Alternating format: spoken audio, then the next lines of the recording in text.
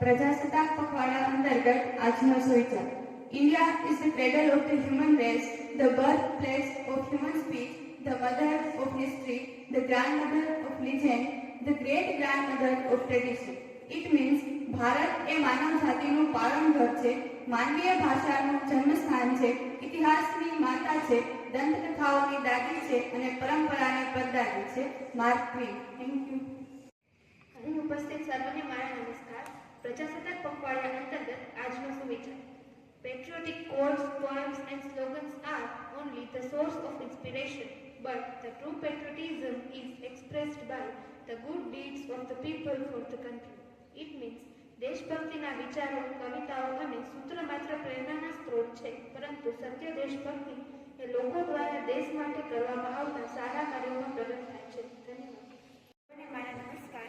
પ્રજાસત્તાક પખવાડા સંદર્ભે આજનો સુવિચાર. Bomb and pistols do not make a revolution, but sword on revolution sharpened on the waiting stones of ideas. It means bomb અને pistol ક્રાંતિ નથી લાવી શકતા. વિચારોના સંઘાર પર ઘસાયેલી ક્રાંતિની તલવાર સાચી ક્રાંતિ લઈ આવી શકે છે. Thank you.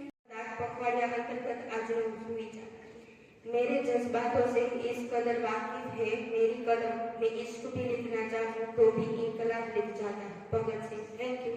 પ્રજાસત્તાક પખવાડિયા અંતર્ગત આજનો સુવિચાર.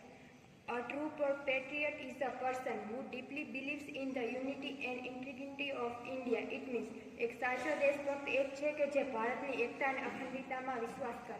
Thank you. મારા નમસ્કાર. પ્રજાસત્તાક પખવાડા અંતર્ગત આજનો સુવિચાર.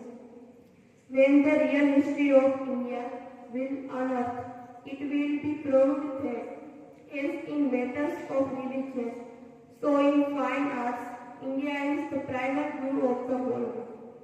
It means ભારતનો જ્યારે વાસ્તવિક ઇતિહાસ બહાર આવશે ત્યારે તે સાબિત થશે કે ધર્મની બાબતમાં જ્યારે ભારત આગળ છે, એવી જ રીતે દલિત કળામાં તો ભારત એ સમગ્ર વિશ્વનો આદિગુરુ છે. Thank you. અહીં ઉપસ્થિત સર્વેને મારા નમસ્કાર. પ્રજાસત્તાક પખવાડિયા અંતર્ગત આજનો સુવિચાર. India may have secured political freedom 74 years ago, but the freedom of thought, expression and worship has always been an integral part of her traditions since time immemorial. ભારતને આજથી 74 વર્ષ પહેલા રાજકીય સ્વતંત્રતા મળી હતી, પરંતુ વિચારો, અભિવ્યક્તિ અને ઉપાસનાની સ્વતંત્રતા તેની પરંપરાઓનો અવિભાજ્ય ભાગ છે, જે પ્રાચીન સમયથી ચાલે છે. નમસ્કાર. સ્વતંત્રતા પખવાડિયા અંતર્ગત આજનો વિચાર. ઊંડી પ્રતીતિથી ઉચ્ચારવામાં આવેલ ના માત્ર ખુશ કરવા માટે ઉચ્ચારવામાં આવેલ ના કરતા વધુ સારું છે. મહાત્મા ગાંધી. Thank you. પ્રજાસત્તાક પખવાડિયા અંતર્ગત આજનો સુવિચાર. If there is one place on the face of earth where all the dreams of living men have found a home from the very earliest days when men began the dream of existence, it is India.